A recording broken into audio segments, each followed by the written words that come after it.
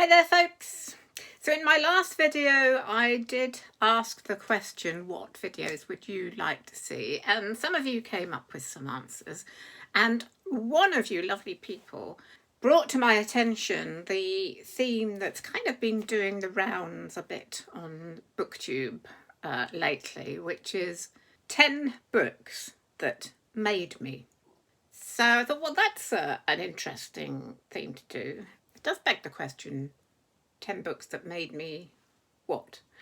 Who I am? 10 books that made me a writer, a reader, or a combination of all those things. So I put together a list, and it was not easy, but I've come up with a list of 10 books that I think have been very important to me, and they're all books that I have read before the age of 20, because I think those are probably going to be the sort of foundations of who I am as a reader, writer, etc. So that's quite an interesting list. And of course, some of them I will have mentioned before, once or twice, but some of these are new to you, and they're not all novels. It's going to be a bit of a mixture. For a change, I'm going to talk about them in order of the age I read them, as far as I can remember. I'm not absolutely sure, and some of them I may have got wrong. For my very first book, I sadly no longer have my original copies, and I don't know why. I don't have them. They sort of disappeared over the years. These were the Winnie the Pooh books. I'm counting as one book. I just loved Winnie the Pooh. My earliest memory of Winnie the Pooh is having it read to me by my brother, and I'm lying in my parents' bed one morning, and I don't know why I'm lying in my parents' bed and my brother is reading to me. Maybe I wasn't feeling well that day or something. My brother was reading to me, and for all the characters in the Winnie the Pooh story, he did different voices, and it was absolutely brilliant. And I don't know whether I'd already started reading Winnie the Pooh, whether I was at an age to read at that point or not. I just have that memory. But I read the books after that over and over again, and I think to a large extent a lot of my sense of humour comes from the Winnie the Pooh books. And my favourite story from the Winnie the Pooh books is the one on Eeyore's birthday, where Pooh and Piglet decide to get Eeyore a birthday present, and Pooh decides to give him a jar of honey, which he accidentally eats on the way to see Eeyore, and Piglet gets him a balloon. And I just want to read this because it just tickles me. And so Piglet is on his way, running to see Eeyore, thinking how delighted he'll be with this big red balloon, and he trips into a rabbit hole and falls over. Bang! Piglet lay there, wondering what had happened. At first he thought that the whole world had blown up, and then he thought that perhaps only the forest part of it had, and then he thought that perhaps only he had, and he was now alone in the moon or somewhere, and would never see Christopher Robin or Pooh or Eeyore again. And then he thought, well, even if I'm in the moon, I needn't be face downwards all the time. So he got cautiously up and looked about him. He was still in the forest. Well, that's funny, he thought. I wonder what that bang was. I couldn't have made such a noise just falling down. And where's my balloon? And what's that small piece of damp rag doing? Just It's kind of really, really sad and really, really funny at the same time. And I think that's why I loved it so much. And I love the symmetry of that story because although both Pooh and Piglet have disasters with their presents, and they come to Eeyore and they give him these presents that have kind of not quite worked. But Eeyore finds he can put the damp rag into the empty jar, so it all ends out happily. I just love that subtle sense of humour that comes across in the Pooh stories. It's so delightful. There you are. That's Winnie the Pooh, I think, is definitely my first choice. Now, my second choice is Peter Pan by J.M. Barrie, but not the Peter Pan and Wendy story that was originally written as a play and has been made into lots of versions and cartoon films, etc. My favourite Peter Pan story is the original, which is Peter Pan in Kensington Gardens. And I have this really old, tatty book that I absolutely love with this lovely little gold embossed little illustration on the front. It's really, really old, this book. I inherited it probably from maybe grandparents. I'm not absolutely sure how it came to me, but it did, thankfully. And one of the things I love about it is the original Arthur Rackham illustrations.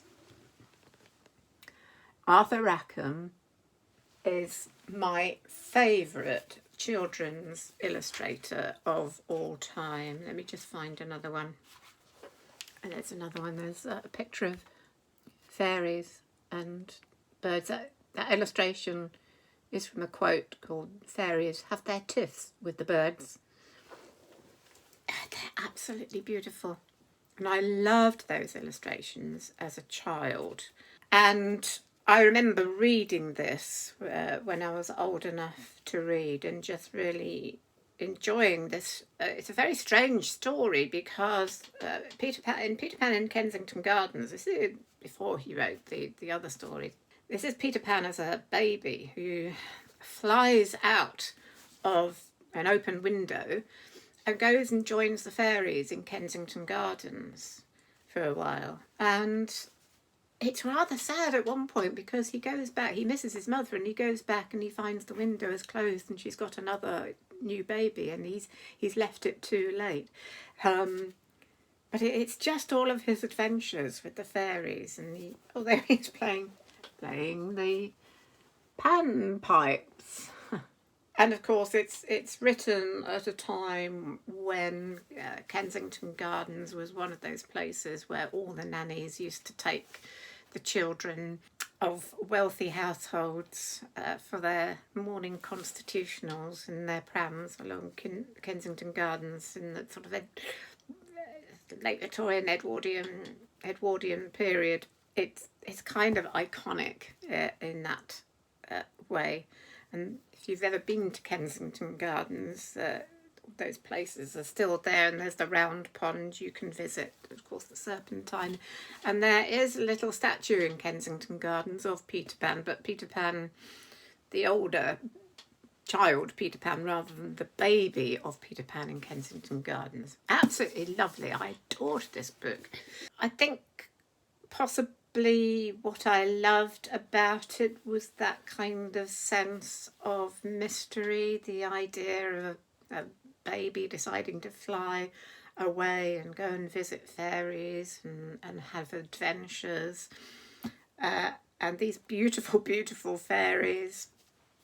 Because like many young girls, I loved fairies. I had Flower Fairies books, which I loved as well.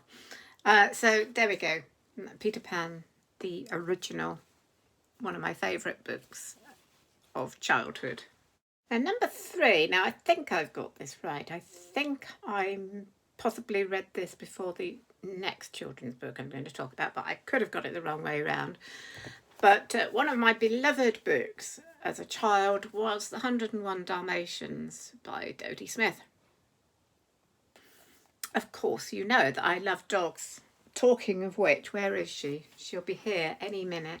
I wasn't allowed a dog when I was little. Both my parents worked, so a dog would have been on its own all day. And also, we lived quite near to a main road, and my mother said, you know, that was her excuse anyway for not letting me have one, that it might get out and get squashed.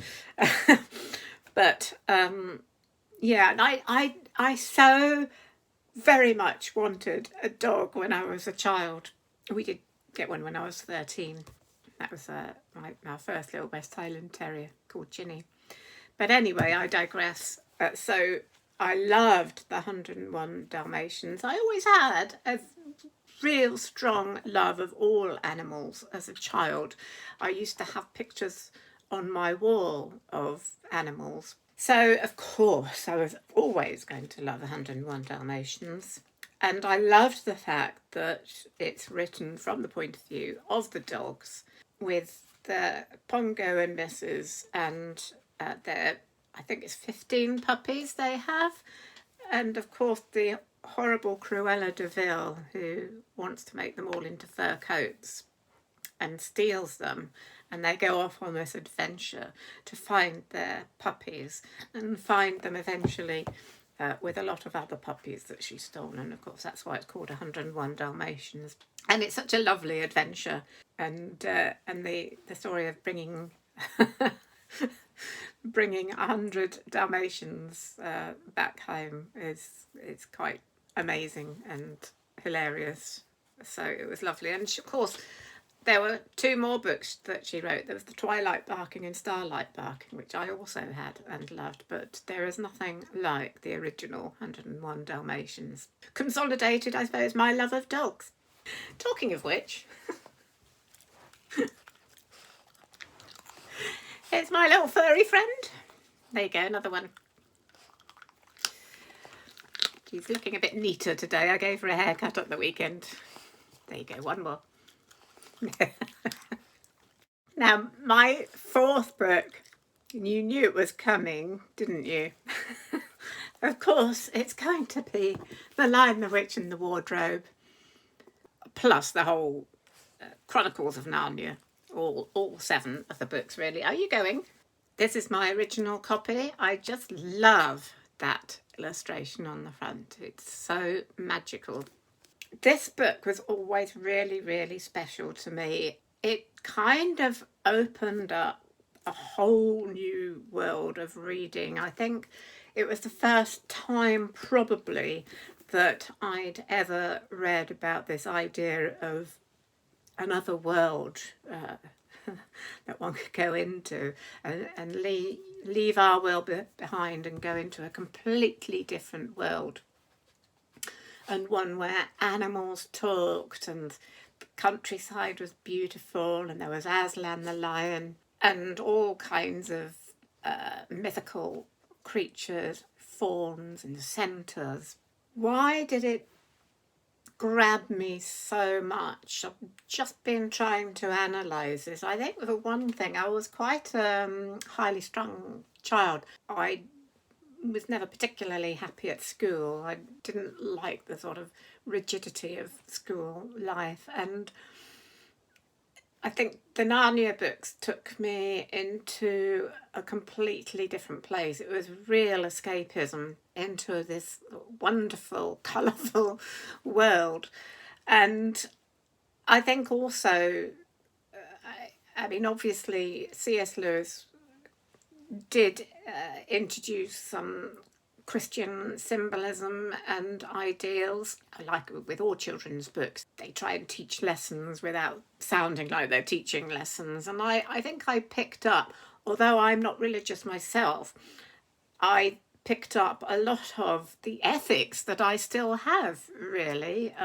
Honesty and integrity and kindness. Not to say that I wasn't going to be like that anyway, but I think these books really set that in me from an early age. That's what I think anyway. If we're talking about books that made me who I am, then I think The Lion, the Witch and the Wardrobe is one very important book for me, and I have read these books over and over again, well into adulthood. And the writing is lovely too. They're just some beautiful prose in these books as well, particularly I think in The Voyage of the Dawn Treader, with all the others, my originals. Yes, so very, very important books to me as a child and forever, really. I'm always going to be talking about these books. Now, something very different now. You might find this next one a little surprising.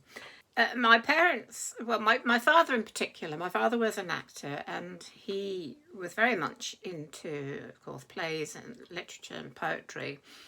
So my parents had a lot of plays in their bookshelves and various poets, etc. And of course, as a child, I used to go through these and pick them out and start reading them. And some of them were quite adult. Some of them I didn't quite understand. She's back. All right, you want to get down and then you want to get up, and I don't know. So one that I took out of my parents' bookshelf and started reading. The very unusual choice, but I absolutely loved it, and I loved it mainly because of the language. And it's Dylan Thomas, Under Milkwood. In fact, I actually wrote my name in it. My little childish writing. There you go. Can you believe that? Published in 1954. It's a play for voices, and probably the most well-known production of this was the radio production with Richard Burton, with his beautiful, rich Welsh accent. And there's just something about the language in it that just, again, kind of, it's very dreamlike. I mean, as a child, I didn't really know what it was all about. It's Under Milkwood is it's fairy tale village of Llaregib. It's Thomas's most popular creation. It creates the very colours, the smells, the caresses of the air passing over the town under the invisible propulsion of the hours. This is quite magical. It is magical. It was that magic quality, again, which really caught me as a child. It starts out, to begin at the beginning, it is a spring moonless night in the small town. Starless and Bible black, the cobble streets silent, and the hunched quarters and rabbits wood limping invisible down to the slow black, crow black, fishing boat bobbing sea. Isn't that just beautiful opening? It's that poetry. It grabbed me right from the start. And I think also because you can visualise it too. Those words really suit the Welsh language, the Welsh accent. You can just see this town in the night. And here's my favourite little line. Time passes. Listen. Time passes. An hour flies home past Bethesda to a chapel in an oak, and the dawn inches up. It's the economy of the words in that line. Time passes. Listen. Time passes. It's one of my favourite lines out of any play or book, just because of its emptiness, its silence. You can hear the silence behind the words. Dylan Thomas was an absolute genius of putting words together in that incredibly poetic, economic, visual way. So I read this purely for those magical words, visuals, and just the way the words came together. And I think probably maybe reading this as a young child may have given me the first ideas of putting words together as a writer, perhaps. Who knows? Wouldn't be at all surprised. Now we're going to take a bit of a leap forward to when I was 14, and when my father was first with the Royal Shakespeare Company, he went on tour with them to America, and my mother wanted to go here with him. So my parents asked my headmistress if they could take me out of school for 4 months. And amazingly, I had the most understanding and intelligent headmistresses, because she said, yes, because the education I would get going to America for 4 months would probably be better than all the maths and Latin and French I could learn at school. But she did give me homework to do while I was there, which I did for a little while. There was also a book that she suggested I read. I did love it, and I was going to put it on this list, but I could not be absolutely sure of the title. I think it was Simon by Rosemary Sutcliffe, which is a book set in the English Civil War with two friends who end up on opposite sides. I think that was the book, and I loved that. But because I don't have the book and I wasn't absolutely sure that that was the book I remember, I haven't included it on that list. But that did have quite a strong effect on me. But the book I'm going to talk about, for that trip we stayed in Washington DC for 1 month, and then New York for 3 months. You imagine, the age of 14, that was all quite an eye-opener for me. And while we were in Washington, somebody suggested that I read Gone with the Wind. I think one of the actors, cannot remember who it was, but somebody bought me this copy of Gone with the Wind, which is falling to pieces as well, because I've read it several times, and I just could not put it down. It's just an amazing story, and I think because of its very, very, of course, there's the love story, which I loved. As a 14-year-old, you're going to love all that. But I think it introduced me, that and the other book about the English Civil War that I talked about. But this introduced me to the history of the American Civil War, of course, as well. And historical novels in general. I think while I was reading this, we actually took a trip to see Gettysburg and did a sort of tour around there. Absolutely fascinating. I read it.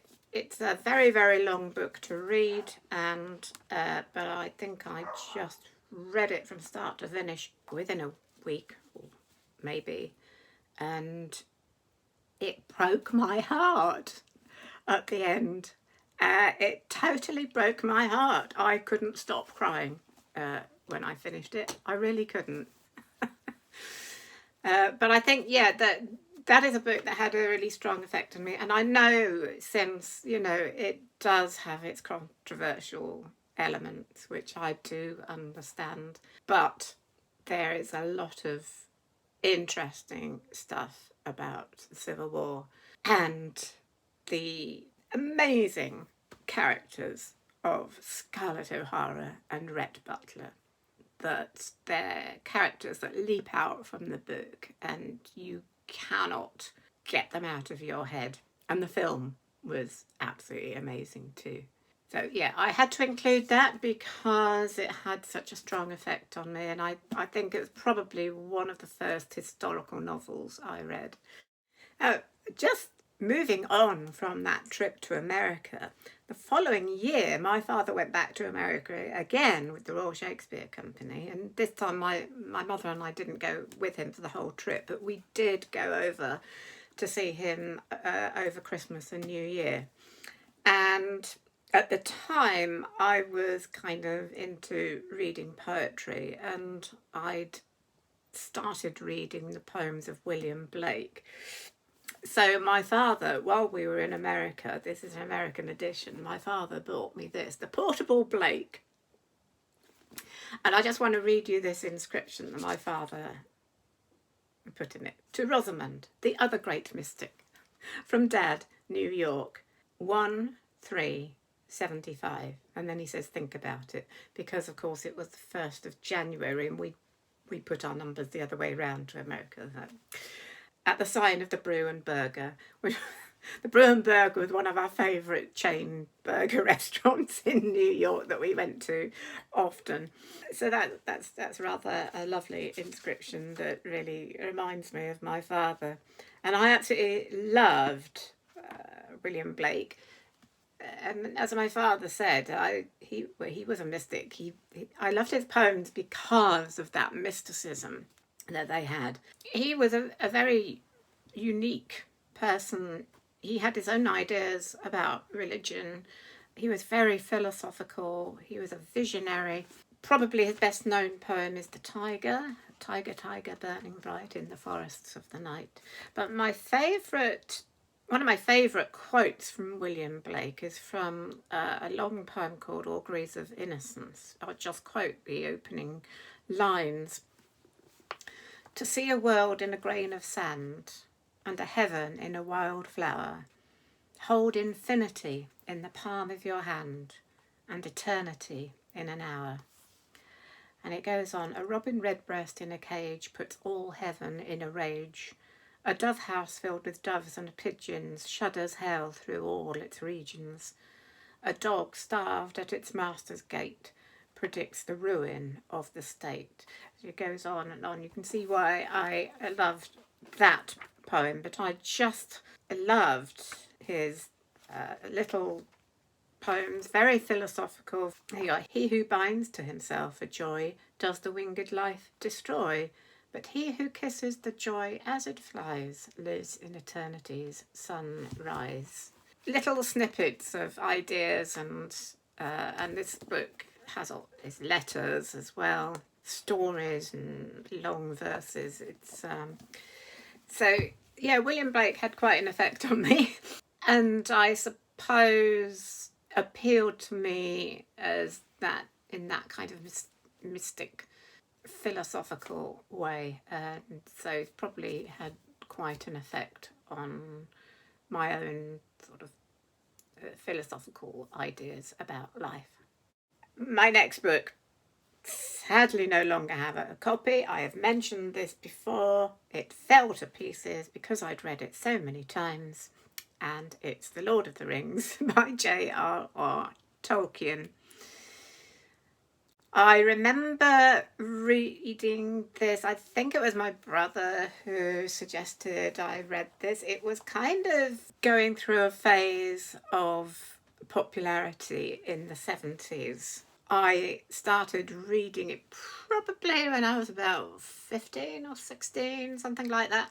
Again, it was kind of a complete revelation. And again, you know, like the Narnia books, it's a completely different world. It's a fantasy world. But the adventure is so much more dark and grown up. And it's an epic tale told in 3 books, each book split into 3 parts. So it took a long time to read. And I remember I originally borrowed those books to read, and they were in separate volumes. So I I remember when I finished one, I had to scrabble around to find the next one. I was so desperate to read the next one to see if I could borrow it from somebody who'd just finished reading it. But I remember being desperate to read it and get hold of a copy. I think, of course, reading it then, I read it for the adventure, for the story, for the characters. Then bought myself my own big copy. And I read it again and again. And I think as I read it again and again, I came to really appreciate the prose in the book too. There are some beautiful, beautiful passages that I've talked of before. It's such a wonderful story on so many levels. I love the Peter Jackson films as well. And I don't think any other fantasy story or fantasy film of that ilk has ever really lived up to Tolkien's Lord of the Rings. And I think partly because he created a world. He not only created a world, but he created the history of that world as well. And and the several languages of that world. So it had such I think, a feeling of reality because he'd created this whole history. So you get a sense of these peoples and their backgrounds and all the events in the past that have led up to the story that he's telling. And of course, he wrote the Silmarillion to tell that history as well. And of course, I read The Hobbit. I don't remember whether I read The Hobbit first or afterwards. I think I must have read it first. I can't really remember. And I thought The Hobbit was written for children. And The Lord of the Rings is very much more, of course, an adult book. Just opened me up to the adult world of fantasy, I think, rather as opposed to the childhood world of fantasy of the Narnia books. I think, too, the themes in Lord of the Rings of courage and carrying on against all odds, I think, for me, is probably kind of ingrained some of that in me. I hope it has. So there, I'm not going to ramble on about Lord of the Rings because I talk about it often, so you know how I feel about it. But that's my 8th book in this list. Now, number 9 is another play, and I've included this because while, of course, because I did English literature at school, I had studied Shakespeare, and of course, because my father was an actor, I'd seen productions of Shakespeare since early childhood. So I had a good appreciation of Shakespeare, but it wasn't until I actually performed in a Shakespeare play that I really, really began to appreciate it far more. I was quite shy at school. At first, I knew when I went into the 6th form, I knew there was a drama club, but I hadn't asked to join because I didn't think at that point, I did not think that I wanted to be an actress. I did actually want to be a writer at that point. I'd been kind of put off that by the careers advisor. One day, I was in a free period. I was sitting in the classroom. One of the girls came rushing into the classroom and said, "Who wants to be in Macbeth?" And something in me just sprang up and I went, "Yes, I will." And I was really surprised at myself and I thought, where did that come from? And it was one of the best decisions I ever made. I became involved in this production of Macbeth that my all-girls school were putting on. And here is my original copy from that production with my all my notes in it and falling to pieces, of course. I played Lord Ross and I had the best time. I absolutely loved it. I discovered that not only could I read Shakespeare well, but I actually enjoyed being on stage playing a character. I would not have wanted to go on stage and be myself at that point, but going on stage and playing a character was something completely different. And you know, funnily enough, a lot of actors are actually shy people, but they find a way of expressing themselves through being a character, so they're not having to be themselves. And that is what happened to me with Macbeth. And it was from doing Macbeth that I decided that I wanted to then follow in my father's footsteps as well, and my brother's at the time. He was an actor for a while too. And be an actor, which I did for a while. But gosh, it's such a difficult life. It's so difficult to get work. It's so difficult to get on in it unless you're highly, highly confident, and I wasn't. But I've always loved Shakespeare. I studied it when I did my Open University course. Yeah, you could say that Macbeth kind of took me away from wanting to be a writer and took me into wanting to be an actress. And then when I decided I wasn't going to be an actress anymore, I did a few other jobs and then I decided to be a writer again. But, you know, these are the things that happen in life. So anyway, Macbeth was quite a turning point for me. Let's just put it, you might say. So that's number 9. And for number 10, again, I have not got a copy of this. It was a book I borrowed at the time, and then it's another book that, funnily enough, that my brother suggested to me, and it's The Source by James Michener, and it had a very powerful effect on me, this book. Such an amazing story, really long story. From what I remember, it's about a couple of archaeologists who are on a dig in Israel, and as they bring up artifacts from the past, you go back in history and you get this story from that history, and the whole book then becomes, in story form, the history of the Jewish people.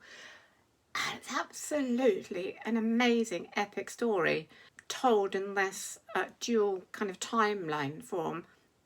Again, the first time I'd come across books that had this sort of multiple timeline. And I think that idea must have sat with me for a long time, because when I did start writing novels, it was the dual timeline or the multi-timeline type of book that I really found I wanted to write. And I think even though there was a long gap between reading James Michener and writing my first dual timeline novel, I think it must have been there in the back of my mind somewhere, and that's why I've put The Source as one of these books of 10 as actually having quite a big influence on me. That's number 10, and I probably read it when I was about 17 or 18, maybe. That's my 10 novels that made me. While I was putting this list together, I had more than 10 originally on my list. I had to pare them down. So a few honourable mentions. 5 Children and It books by E. Nesbit I absolutely loved as a child. Again, these weird adventures with these weird creatures. The Hobbit, of course. The Moomin Trolls. I absolutely loved the Moomin books when I was little. The one with the comet stands out for me. Then later on there's The Wizard of Earthsea by Ursula Le Guin. And if I'm talking about another play, I think after I left school I joined the Cockpit Youth Theatre in North London, and we did a production there. And following that production we did Oh What a Lovely War, which was great fun. First musical I was in, and I had great fun doing that. I wanted to include that, but I chose Macbeth instead. So there you go, a few honourable mentions there as well. I hope you've enjoyed that dive into some of the books that made me who I am, made me as a writer, made me as a reader, just had an effect on me, and they're the books that stand out for me when I go back in my memory. So do let me know what you think if you've read those books. What books have had an influence on you as well? I know I've done a similar video in the past, so I shall try and root that one up and put it up here as well, just for your interest. And my next video, I think, is going to have to be getting on for the Halloween period. So I'm going to have to think about some Halloween books without repeating myself from last year. So that's going to be a challenge. And where's my little doggy gone? There she is. Yeah, it's dinner time. It really is dinner time. We're going to go and get you your dinner now. Yeah. So say goodbye to the people first. From Tilly and me. Bye-bye. See you soon.